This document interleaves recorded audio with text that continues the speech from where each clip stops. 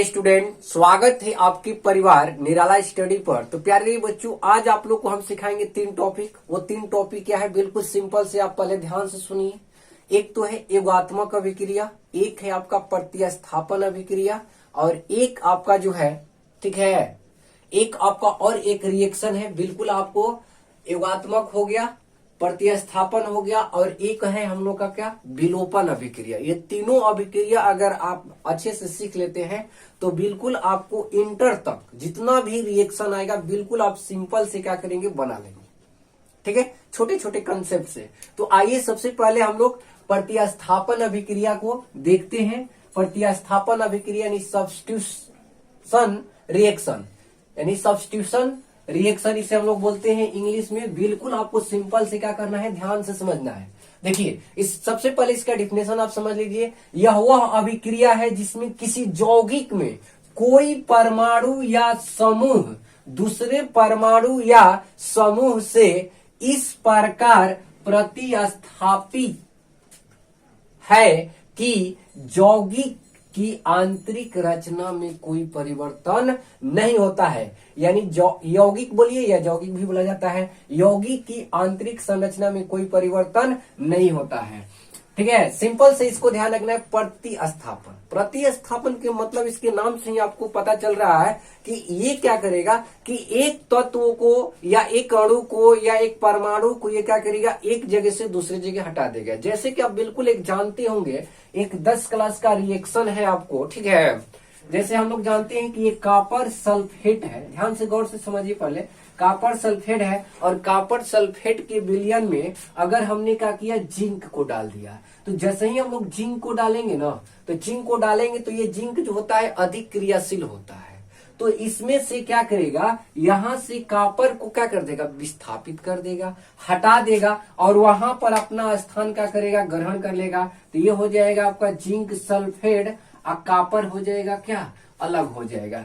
लेकिन देख लीजिए, इसके यौगिक की आंतरिक संरचना में कोई परिवर्तन नहीं हुआ, सिर्फ एक को हटाकर एक क्या हो गया, जुड़ गया है। ठीक है, और ये क्यों होता है, अधिक क्रियाशीलता की वजह से होता है। कोई कम क्रियाशील है, कोई क्या है, अधिक क्रियाशील है। तो बिल्कुल सिंपल से आप देखिए, यहां पर जैसे आप देख पा रहे हैं यहां पर कि ए और ए सिंगल बॉन्ड से जुड़ा है, और यहां पर क्या आया है, बी आया है। बी आया है तो बी क्या करेगा, इसमें से किसी एक ए को हटा देगा और वहां पर अपना स्थान जमा लेगा। यानी ए एरो के चिन्ह, यहां पर सिंगल बॉन्ड, और यहां से ए हट गया, यहां पर क्या आ गया, बी आ गया। अब प्लस ए यहां से क्या हो जाएगा, अलग हो जाएगा। इस तरह से कंडीशन होता है। चलिए एक और दिखाते हैं आपको। जैसे कि आप देख रहे हैं कि y है, तो y जो है x का स्थान ग्रहण कर लेगा, हटा देगा यहां पर। तो ये हो गया r y, अब प्लस क्या हो गया, x हो गया। इस तरह से अब बिल्कुल चलिए हम लोग सिंपल से इसको रिएक्शन के स्थिति में देखते हैं कि रिएक्शन इसका वास्तव में किस तरह से होता है। बिल्कुल गौर से यहां पर ध्यान दीजिए, ठीक है। देखिए यहां पर हम लिए हैं मेथेन, और ये क्या है, Cl2 है। यहां पर एक चीज आपको ध्यान रखना पड़ेगा कि उत्प्रेरक उपस्थिति में होता है, हम लोग इसको H लिख सकते हैं। H का मीनिंग क्या हुआ, पहले गौर से समझिए, क्योंकि आप जानते हैं होंगे कि प्लांक नियतांक का नियम क्या है, कि कहता है कि ई जो होता है, ऊर्जा जो होता है, समानुपाती होता है किसके, न्यू के। ये न्यू है, ठीक है, न्यू के समानुपाती होता है। तो यहाँ पर ये क्या कह रहा है कि ये न्यू के मतलब क्या हो गया, आवृत्ति। आवृत्ति ऊर्जा की क्या होती है, समानुपाती होती है। अगर ऊर्जा बढ़ाइएगा तो आवृत्ति भी बढ़ेगा, आवृत्ति को बढ़ाइएगा तो यानी ऊर्जा बढ़ेगा। अब इसी के अब यहाँ पर अगर समानुपाती का चिन्ह अगर हम लोग को हटाना है तो ये आ जाता है H न्यू। तो H न्यू भी हम लोग यहाँ पर लिख सकते हैं, और नहीं तो आप क्या कर सकते हैं, लाइट भी लिख सकते हैं, सनलाइट। ठीक है, बिल्कुल सिंपल से इसको ध्यान से रखेंगे। अब देखिए H न्यू का मतलब आप समझ गए होंगे। अब देखिए यहाँ पर मेथेन है, तो मेथेन का संरचना किस तरह से होता है, बिल्कुल आपको याद होगा, इस तरह से आप बनाते थे पहले।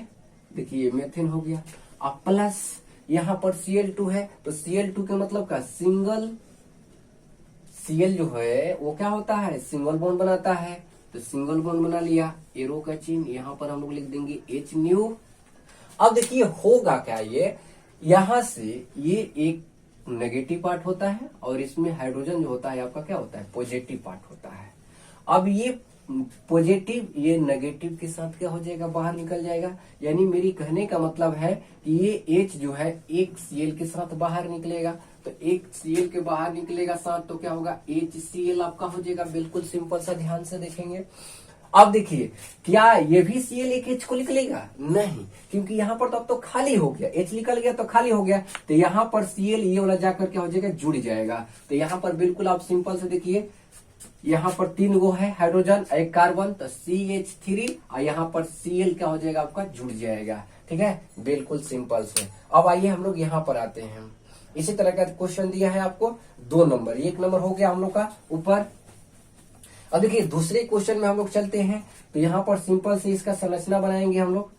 अगर आपको बात समझ में आ जाता है तो संरचना बनाने की कोई आवश्यकता नहीं है। अब देखिए यहाँ पर की है और ये क्या है, OH है, पोटेशियम हाइड्रोक्साइड। लेकिन यहाँ पर गौर से ध्यान दीजिएगा, AQ है, यानी इक्वा सोल्यूशन, यानी जलीय विलयन में है। अगर यहाँ पर एल्कोहलिक होगा तो हाँ उसका रिएक्टेड कुछ और हो जाएगा। ठीक है, अब ध्यान दीजिए, अब ये क्या होगा कि यहाँ पर ये जो होता है नेगेटिव और ये होता है आपका क्या, पॉजिटिव।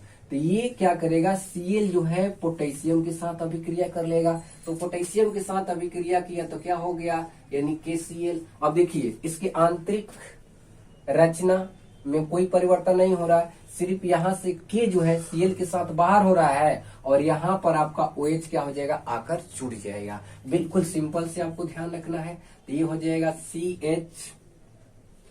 CH3, और यहाँ पर क्या हो गया, OH आकर जुड़ गया। तो इस तरह से रिएक्शन है। रिएक्शन बिल्कुल क्या होता है, ऑर्गेनिक का इजी होता है। अब आइए हम लोग यहाँ पर आते हैं। इस पार्ट में भी देखिए, ये आपका नेगेटिव होता है, ठीक है, और ये आपका क्या होता है, पॉजिटिव।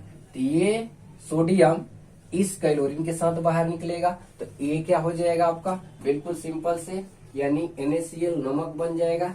अब यहाँ पर देखिए कि जब यहाँ से ये ब्रेक हुआ तो इस ब्रेक पर क्या हो जाएगा, ये वाला जाकर जुड़ जाएगा, कौन सा, CH3। तो हम लोग पहले लिख लेंगे CH3O, यहाँ पर क्या हो जाएगा, CH3, यानी ईथर में कन्वर्ट हो गया। ठीक है, बिल्कुल सिंपल से। नीचे वाला रिएक्शन देखिए,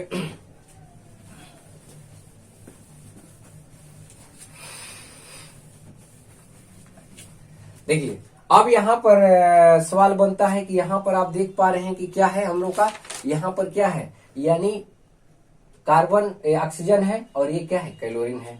तो बिल्कुल सिंपल से इस रिएक्शन को आपको देखना है कि क्या होने वाला है इसमें। तो अब देखिए यहाँ पर गौर से, यानी 4 नंबर है CH3, ये है O, और यहाँ पर है Cl। अब प्लस में क्या हो गया, H2 है, तो इसको सिंगल बॉन्ड से हम जोड़ दिए। अब देखिए क्या होगा, यहाँ पर ACl जो है एक H के साथ क्या हो जाएगा, बाहर होगा, तो क्या बनेगा, HCl बनेगा, HCl बनेगा प्लस। अब एक H जो बचा हुआ है, ये वाला H क्या करेगा, यहाँ पर जुड़ जाएगा। तो ये हो जाएगा हम लोग का CH3 सिंगल बॉन्ड, ऊपर ऑक्सीजन हो जाएगा डबल बॉन्ड से, और यहाँ पर आकर क्या हो जाएगा, H जुड़ जाएगा। यानी इसका मतलब क्या हुआ, यानी इसका मतलब हुआ CH3CHO, यानी ये क्या बन गया, एल्डिहाइड में बन गया।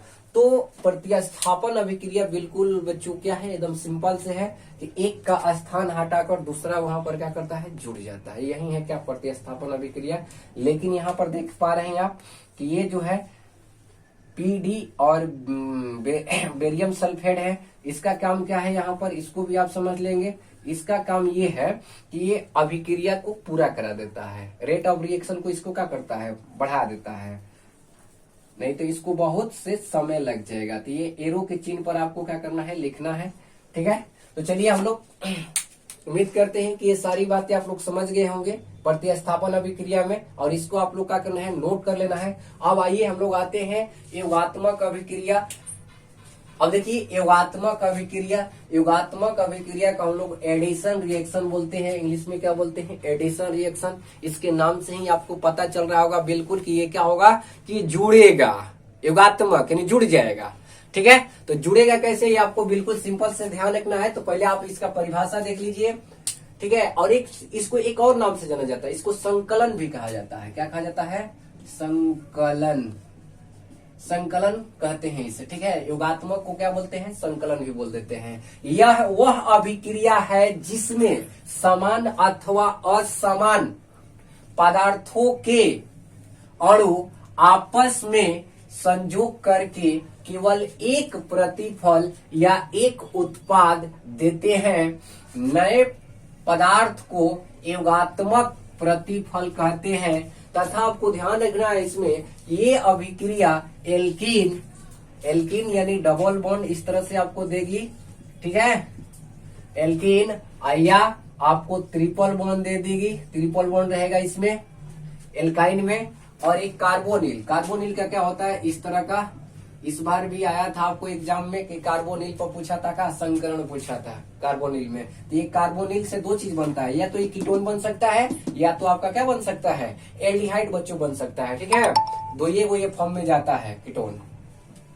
अब आइए बिल्कुल सिंपल सा ध्यान दीजिए, इसका अभिक्रिया डिफिनेशन एक बार और समझेंगे हम लोग।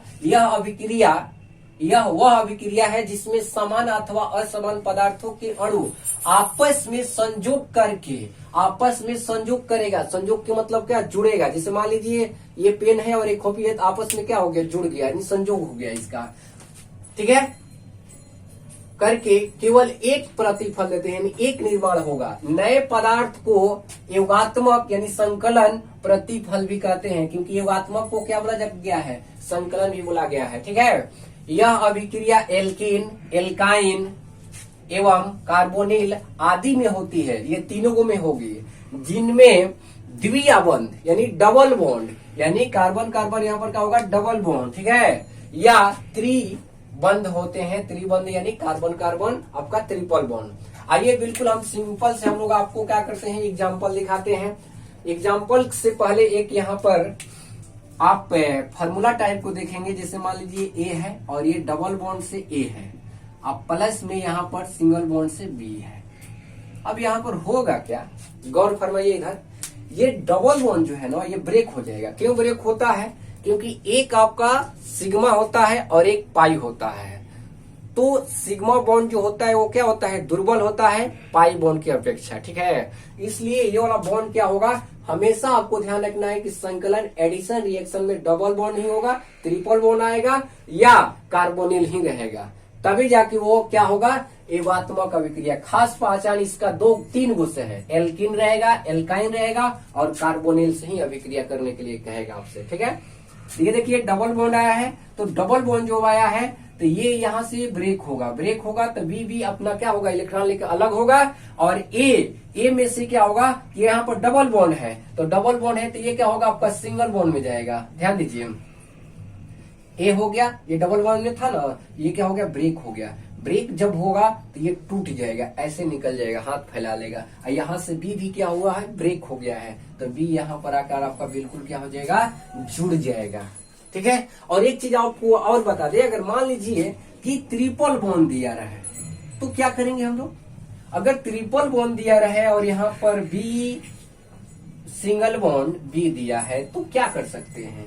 अब देखिए दो बॉन्ड एक साथ हम लोग नहीं तोड़ेंगे, एक बॉन्ड टूटेगा, एक बार में एक ही बॉन्ड टूटता है, तो बिल्कुल इसको दो स्टेप में आपको ले जाना है। कैसे, यहाँ से ये ब्रेक तो होगा ही होगा, लेकिन ये क्या होगा, इस तरह से कंडीशन। अब देखिए ट्रिपल बॉन्ड था, तो ट्रिपल बॉन्ड क्या होगा, एक बॉन्ड सिर्फ ब्रेक होगा और ये इस तरह से निकल जाएगा, यहाँ पर आकर आपका बी और क्या हो जाएगा, जुड़ जाएगा। तो प्यारे बच्चों चलिए हम लोग इसी पर क्वेश्चन को बनाते हैं ताकि आपको बिल्कुल और इजी से क्या हो जाए, समझ में आ जाए, ठीक है। चलिए ध्यान दीजिए इधर, आप लोग इसको नोट भी कर लेंगे। देखिए क्वेश्चन क्या कर रहा है, जैसे में सिंपल से आइए, CH2 डबल बॉन्ड CH2 है, प्लस में क्या है, Cl है। आपको पता चल गया है कि ये एडिशन रिएक्शन है। कैसे, क्योंकि यहाँ पर आप गौर फरमाइए डबल बॉन्ड आ गया, यानी क्या आ गया, एल्कीन आ गया। एल्कीन का ही मतलब तो होता है डबल बॉन्ड आपका, तो यानी एल्कीन आ गया। अब ये एल्कीन क्या होगा, टूटेगा, ब्रेक होगा। किस तरह से ब्रेक होगा, देखिए सिंपल सा, अगर मान लो कि इस तरह से आपको CH2 डबल बॉन्ड CH2 दिया है, तो इसमें से कोई एक बॉन्ड क्या हो जाएगा, टूट जाएगा, ब्रेक हो गया, टूट गया, तो एक इधर और एक इधर। क्यों इधर एक बॉन्ड निकल रहा है, क्योंकि एक बॉन्ड में 2 इलेक्ट्रॉन होता है, तो ये अपना इलेक्ट्रॉन ले लेगा, इधर भी लिख सकते हैं हम लोग, और ये अपना इलेक्ट्रॉन ले लेगा। अब ये इधर से हाथ फैला लेगा। अब दोनों दिन से हाथ फैलाया कि कोई आकर हमको क्या कर दे, जुड़ दे हमसे। ये क्लोरीन भी क्या करेगा, यहाँ से ब्रेक होगा और यहाँ पर Cl हो जाएगा, यहाँ पर भी आपका क्या हो जाएगा, बिल्कुल Cl हो जाएगा। ठीक है, चलिए ध्यान दीजिए इधर, बाकी बातों पर हमको ध्यान नहीं रखना है। अब देखिए CH3CHO है और यहाँ पर HCN है, इसको हम लोग कैसे जोड़ेंगे। आप चाहे तो इसको ऐसे भी लिख सकते हैं, कोई दिक्कत नहीं है, ऐसे भी लिख सकते हैं, ठीक है, ऐसे भी लिख सकते हैं, लेकिन पाना बचाने के लिए आपको सीधा ही लिखना जरूरी है, ताकि पाना भी आपका कम खर्च लगे। अब देखिए इस क्वेश्चन पर आते हैं हम लोग। यहाँ पर ये 2 नंबर क्वेश्चन है, 1 नंबर को मिटा देते हैं।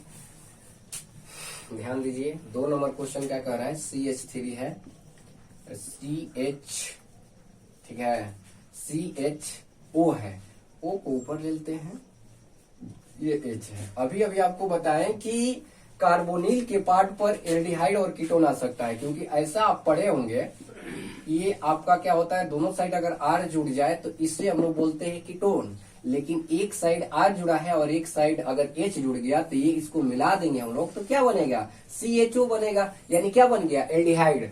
तो कभी भी कार्बोनिल जो पार्ट होता है आपका 2 ही चीज बन सकता है, एक बनेगा कीटोन और एक बनेगा क्या, आपका एल्डिहाइड। इस चीज को भी आपको गौर से ध्यान रखना चाहिए।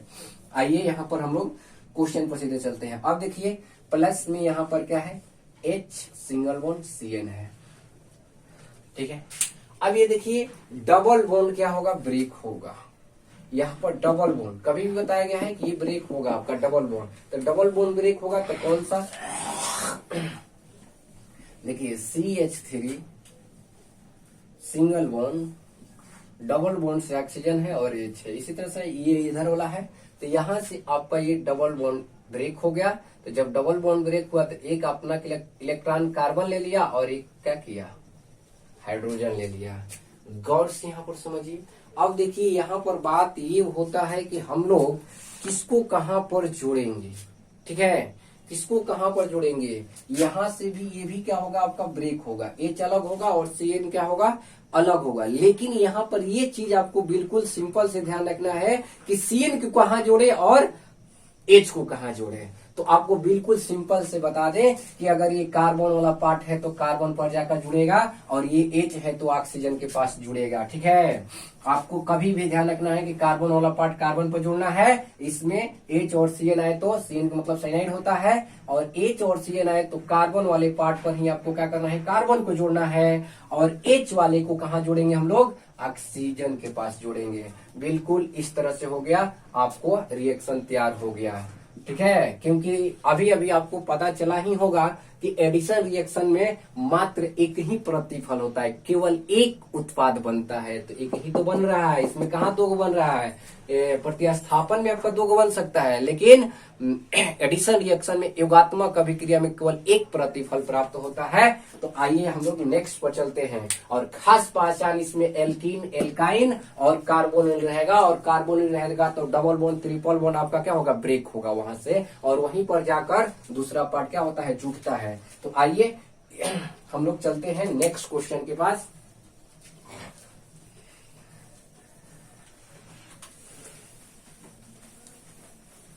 अब देखिए हम लोग 3 नंबर क्वेश्चन पर आते हैं। 3 नंबर पर एक सवाल यहाँ पर उत्पन्न होगा आपके लिए कि क्या इस तरह से 2 कंडीशन बनता है, इसमें CH डबल बॉन्ड CH2 हो गया, अब प्लस में क्या है, H और Br है।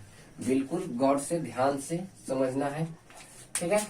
अब देखिए अभी आपको पता चल गया कि डबल बॉन्ड है तो ब्रेक होगा ही होगा, ठीक है। तो डबल बॉन्ड है तो ब्रेक होगा, ये हो गया CH3 CH और डबल बॉन्ड CH क्या है, 2 है, तो ये डबल बॉन्ड क्या होगा, ब्रेक होगा। ब्रेक हो गया, ब्रेक हो गया तो एक कार्बन अपना इलेक्ट्रॉन ए कार्बन ले लिया और एक कार्बन ये ले लिया।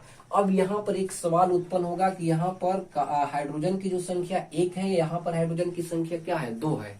तो एक चीज यहाँ पर नोट कर लेंगे आप लोग कि मार्कोनी का रूल ये कहता है कि जो ध्रुवीय अधिक होगा, जिसको इलेक्ट्रोनेगेटिविटी ज्यादा होती है, वो वहां पर जाकर जुड़ेगा जहां पर H की संख्या क्या होती है, कम होती है। तो H की संख्या जहां पर कम होगा वहीं पर आपका Br जुड़ेगा, यानी हाइड्रोजन ग्रुप के तत्व अधिक विद्युत ऋणात्मक होता है, यानी इलेक्ट्रोनेगेटिविटी होता है। तो ये हाइड्रोजन ग्रुप के तत्व है, तो इसको कहां पर जोड़ना है आपको, ये नोट कर लेंगे अपने कॉपी में कि Br या हाइड्रोजन ग्रुप के तत्वों को वहां पर जोड़ा जाएगा जहां पर H की संख्या क्या होगा, कम होगा। तो H की संख्या यहाँ पर कम है, तो इसलिए यहाँ पर Br जोड़ना है और यहाँ पर आपको क्या जोड़ना है, H को जोड़ना है। अगर अभी हम लोग पीछे बताएं तो ये चीज नहीं लागू हो रहा था, क्यों, क्योंकि उसमें आप देख पा रहे हैं कि दोनों साइड जो है H की जो संख्या है आपका बिल्कुल क्या था, बराबर था। लेकिन H की संख्या कम और बेसी आ जाए तो बिल्कुल आपको गौर से ध्यान रखना है कि H जहां कम रहेगा वहीं पर हाइड्रोजन ग्रुप के तत्वों को या जो अधिक ध्रुवीय होता है उसको जोड़ना है। ठीक है, तो इसलिए यहां पर आपका ये राइट होगा। नहीं तो आपका कंडीशन एक और बन सकता है, इसमें देखिए CH3 CH2। आप चाहते तो यहां पर भी H को जोड़ सकते थे और यहां पर भी R को जोड़ सकते थे, लेकिन ये आपका क्या होगा, रॉन्ग है। लेकिन एक कंडीशन में ये भी आपका राइट हो जाएगा जब यहाँ पर उत्प्रेरक डाल दिया जाएगा, क्या, परऑक्साइड, उसको भी बताएंगे। बिल्कुल सिंपल से इसको क्या कीजिए, नोट कीजिए पहले, तब हम लोग चलते हैं नेक्स्ट क्वेश्चन पर।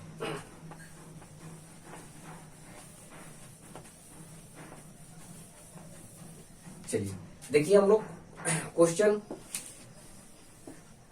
हो गया हम लोग का 4 नंबर क्वेश्चन क्या कह रहा है, बिल्कुल सिंपल से देखिए, CH2, उसके बाद क्या है, डबल बॉन्ड CH2 प्लस में क्या है, OH2।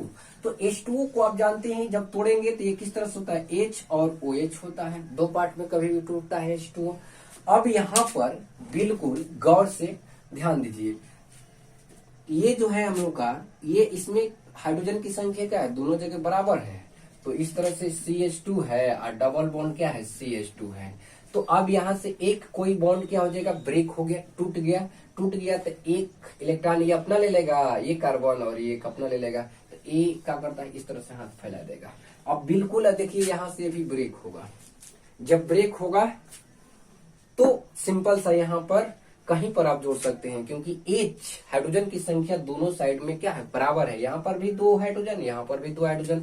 तो जहां पर आपको मन करे वहां पर आप क्या कीजिए, OH को जोड़ लीजिए और एक जगह H को जोड़ लीजिए। ठीक है, इस कंडीशन में ये भी सही है। ठीक है, और इसको हम लोग जोड़कर भी लिख सकते हैं। आप चाहे तो ऐसे भी कर सकते हैं, यहाँ पर OH को जोड़ सकते हैं, यहाँ पर H को जोड़ सकते हैं, कोई फर्क नहीं पड़ेगा इसके नाम में। तो देखिए, इसका अगर हम लोग संघनित में लिखें अगर सजाकर, तो ये हो जाएगा CH3 CH2 और ये क्या हो जाएगा, OH हो जाएगा। ठीक है, तो यहाँ पर अगर H की संख्या दोनों साइड अगर क्या है, बराबर रहे, तो बिल्कुल आपको घबराने की बात नहीं, जहां मन तहां आप लगा सकते हैं। लेकिन H की संख्या अगर कमी हुई, अगर मान लीजिए कि हमारे पास यहाँ पर H की संख्या एक ही अगर रहता, तो अब यहाँ पर ये फर्ज बन जाता कि OH को यहाँ पर आपको जोड़ना है। तो नेक्स्ट क्वेश्चन पर हम लोग चलते हैं। ये आपका इस तरह से है, यहाँ पर CH2 है। ठीक है, या इस तरह से भी लिख सकते हैं। एक और क्वेश्चन हम लोग देखेंगे इसमें, बिल्कुल देखिए, आइए 5 नंबर क्वेश्चन क्या कह रहा है, 5 नंबर क्वेश्चन कह रहा है कि CH ट्रिपल बॉन्ड है। गौर से देखिएगा, इसको 2 स्टेप में चलेगा ये। ठीक है, CH ट्रिपल बॉन्ड CH, यहाँ पर क्या है, H2 है, और यहाँ पर H2 से जब अभिक्रिया कराया जाता है तो निकेल की उपस्थिति लगती है, उत्प्रेरक की उपस्थिति लगती है। क्यों लगती है, क्योंकि इस अभिक्रिया को संपन्न कराने में इसकी आवश्यकता है। अब देखिए ये क्या होगा, इस तरह से CH ट्रिपल बॉन्ड है CH, यहाँ से एक बॉन्ड क्या हो गया, ब्रेक हो गया।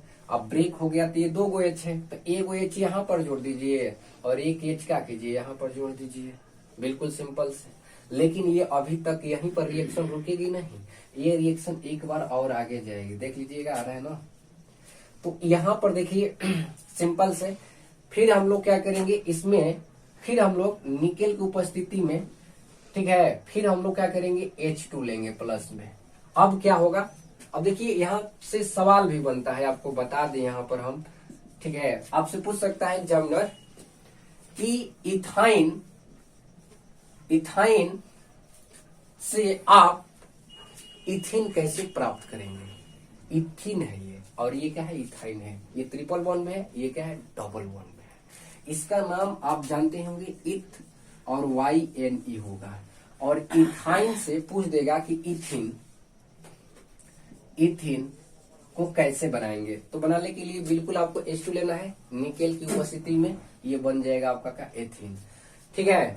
अब आपसे ये भी सवाल पूछ सकता है कि इथिन से, आप इथिन से यानी इथिन से आप इथिन से इथेन कैसे बनाएंगे। बिल्कुल सवाल ये बना सकता है एग्जामिनर। ठीक है। एक क्वेश्चन, ये सब लास्ट हो गया है क्वेश्चन, देख लीजिए। अब पूछ सकता है कि इथीन से इथेन में कैसे आप परिवर्तित कर सकते हैं। तो बिल्कुल ये देखिए, इथीन का है फॉर्मूला, यानी इथीन का फॉर्मूला क्या हो जाएगा, ये हो जाएगा CH2 और डबल बॉन्ड CH2 हो जाएगा। और यहाँ पर हम लोग क्या करेंगे, प्लस में H2 लेंगे, H2 एरो के चिन्ह निकेल ले लेंगे। ठीक है, निकेल। अब यहाँ पर ये देखिए CH2 पहले से था, CH2 सिंगल बॉन्ड में हो गया, बॉन्ड ये ब्रेक हो गया, वहां ब्रेक होगा, यहाँ पर नहीं होगा। ठीक है। अब ये H क्या हो जाएगा, यहाँ पर जुड़ जाएगा, तो एक H यहाँ पर जुड़ गया, एक H यहाँ पर जुड़ गया। आप चाहे तो इसको ऐसे भी लिख सकते हैं, CH3 सिंगल बॉन्ड क्या, CH3। तो इसको हम लोग इथेन बोलते हैं। आपको बिल्कुल सिंपल सा IPC नाम याद होगा। तो प्यारे बच्चों, उम्मीद करते हैं कि यहाँ तक की सारी बातें आप लोग को समझ में आ गई होगी। अब चलिए एक और होता है विलोपन अभिक्रिया। ठीक है, एलिमिनेशन अभिक्रिया। एलिमिनेशन अभिक्रिया को भी आप क्या करेंगे, बिल्कुल सिंपल से समझ लेंगे। ये तीनों रिएक्शन बहुत हेवी आई है। और एलिमिनेशन अभिक्रिया क्या है, ध्यान से समझ लीजिए। ठीक है, जब हैलो एल्केन को एल्कोहलिक KOH के साथ गर्म किया जाता है तो अल्फा कार्बन से हाइड्रोजन ग्रुप और बीटा कार्बन से हाइड्रोजन परमाणु का क्या हो जाता है, विलोपन हो जाता है। जब विलोपन हो जाता है तो इसी को बोला जाता है क्या बोला जाता है, एलिमिनेशन अभिक्रिया बोला जाता है। एलिमिनेशन यानी विलोपन अभिक्रिया, या इसे एक और नाम से जाना जाता है बीटा अभिक्रिया। तो चलिए हम लोग क्या करते हैं, इसको भी डिफिनेशन आपको हम लिख कर दिखा देते हैं किस तरह से। तो देखिए आप लोग को विलोपन अभिक्रिया अभी आपको समझाए। आप देख रहे हैं कि बोर्ड पर आपको डेफिनेशन भी लिख दिए हैं, बिल्कुल इसको आपको सिंपल से समझना है। डेफिनेशन क्या कह रहा है कि जब हैलो एल्केन को KOH यानी एल्कोहलिक KOH के साथ यानी पोटेशियम हाइड्रोक्साइड के साथ जब गर्म किया जाता है तो ये 2 पॉइंट इसमें आएगा। आपको एक पॉइंट तो आपको ये यहाँ पर ये समझ में नहीं आ रहा होगा, तो बीटा कार्बन से हाइड्रोजन और अल्फा कार्बन से हाइड्रोजन परमाणु विलोपन हो जाता है। इसका मीनिंग क्या हुआ, बिल्कुल आप सिंपल से समझेंगे। पहले आप इसको क्या कर लेंगे, नोट कर लेंगे। अब देखिए इसमें देखिए, जिससे एल्कीन का निर्माण होता है, कभी भी इसमें क्या होगा, डबल बॉन्ड का निर्माण होगा। ठीक है, अतः इसे बीटा विलोपन अभिक्रिया भी कहते हैं। इसमें 2 सवाल आपके मन में बन सकता है, विचार आ सकता है कि सर यहाँ पर आपका अल्फा कार्बन क्या है और यहाँ पर बीटा कार्बन क्या है। ठीक है, तो बिल्कुल आपको हम यहाँ पर समझा दें कि अल्फा कार्बन और बीटा कार्बन होता क्या है। तो देखिए मान लीजिए कि हम लोग का X है, X ग्रुप का कोई भी तत्व और यहाँ पर ये कार्बन है और इसके साथ भी एक कार्बन जुड़ा हुआ है। तो जिस कोई भी क्रियात्मक समूह, जिसे यहाँ पर हेलोजन, क्योंकि हेलो एल्केन हम लोग पढ़ रहे हैं तो हेलो एल्केन ही आएगा, तो हेलो एल्केन से ये वाला कार्बन जुड़ा हुआ है। ठीक है, तो आपको सिंपल से ध्यान रखना है कि अगर कोई भी क्रियात्मक समूह से जो पहला कार्बन जुड़ा हुआ रहेगा उसको बोला जाता है अल्फा, और उसके बगल में आता है आपका बीटा। अगर एक और रहे तो ये आपका हो जाएगा क्या, गामा हो जाएगा। यानी सिंपल सा यहां पर ध्यान दीजिए कि अल्फा कार्बन जिस कार्बन से कोई भी क्रियात्मक समूह जुड़ा हुआ रहे, ठीक है, तो उसको बोलेंगे हम लोग क्या, अल्फा कार्बन।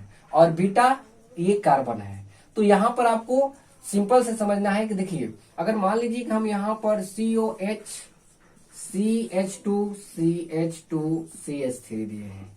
अब देखिए ये है हम लोग का क्या, क्रियात्मक समूह, COOH, और COOH एक क्रियात्मक समूह है, और क्रियात्मक समूह से जुड़ा हुआ पहला कार्बन जो होता है अल्फा होता है, उसके बाद दूसरा जो होगा आपका बीटा होगा, और तीसरा क्या होता है गामा होता है। बिल्कुल इसको आप क्या करेंगे, नोट कर लेंगे अपने अपने कॉपी में। अब आइए यहाँ पर सिंपल से अब आपको हम रिएक्शन समझाते हैं बिना टाइम गए हुए, टाइम ज्यादा हम लोग नहीं लेंगे, ठीक है। तो बिल्कुल सिंपल से समझिए, यहाँ पर होगा क्या कि जब ये कह देगा कि एल्कोहलिक फॉर्म में है, तो एल्कोहलिक फॉर्म में होगा तो क्या होगा, बिल्कुल सिंपल से ध्यान दीजिए, ये पार्ट आपका पॉजिटिव होता है, ये नेगेटिव होता है, तो ये Cl के साथ बाहर हो जाएगा।